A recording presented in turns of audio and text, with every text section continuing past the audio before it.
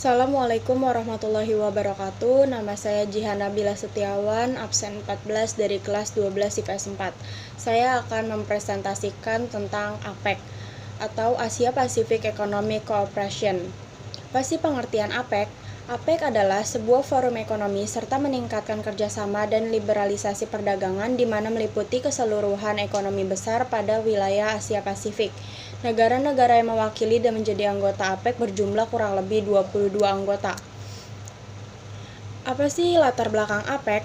Yang pertama, perubahan dalam konstelasi politik dunia seperti munculnya berbagai politik perdagangan regional yang bersifat tertutup dan cenderung membedakan kedudukan negara-negara Asia Pasifik dalam bidang perdagangan dan investasi.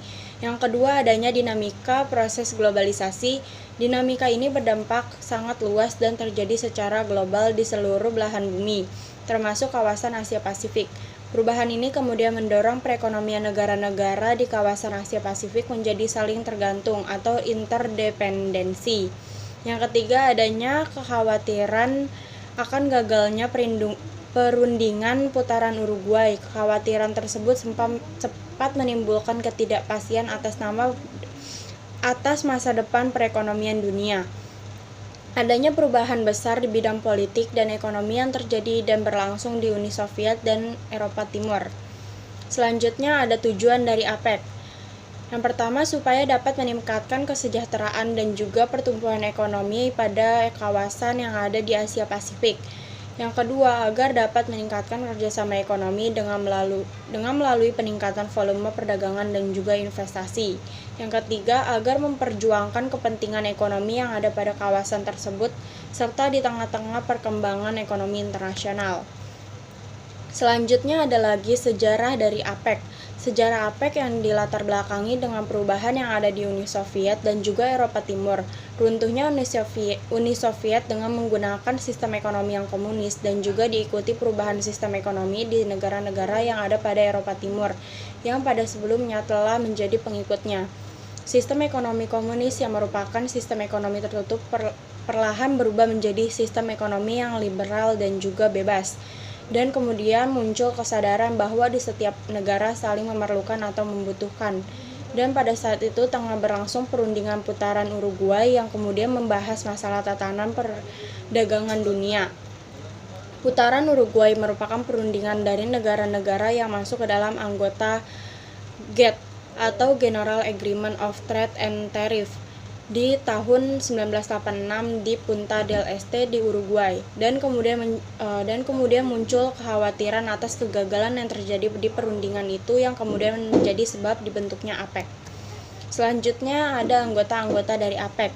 APEC mempunyai 22 anggota, merupakan negara yang memiliki garis pantai ke Samudra Pasifik. Dalam menyebut anggotanya, APEC menggunakan istilah ekonomi anggota, bukan negara anggota.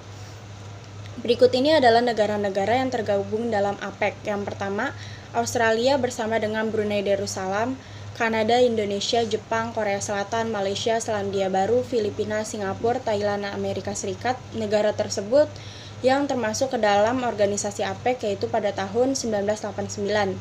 Yang kedua ada Republik Rakyat Cina bersama dengan dua negara yaitu Hong Kong dan Taiwan yang gabung dengan organisasi APEC pada tahun 1991.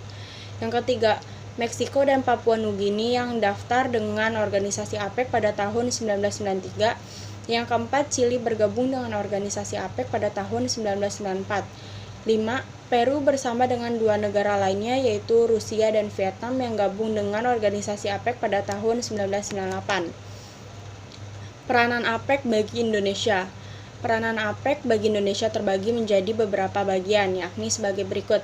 Yang pertama, sarana untuk membangun kepercayaan dan hubungan yang saling menguntungkan dengan negara atau ekonomi mitra strategis Indonesia di kawasan. Yang kedua, sarana untuk meningkatkan kapasitas dan daya saing Indonesia melalui proyek-proyek pelatihan teknis dan capacity building serta sharing of best practice. Ada lagi peranan APEC bagi wilayah. Yang pertama, sarana pembahasan isu-isu behind the border and across the border terkait perdagangan dan investasi maupun isu-isu yang kerap menjadi ancaman perekonomian seperti kesiaptanggapan bencana, ancaman terorisme. mendorong paradigma pertumbuhan yang berkualitas melalui 5 growth strategi, balance, inclusive, sustainable, inovatif, dan secure. Selanjutnya, mempermudah dan memfasilitasi dunia usaha antara lain melalui skema APEC, Business Travel Card atau ABTC. Sekian presentasi dari saya, kurang lebihnya mohon maaf. Assalamualaikum warahmatullahi wabarakatuh.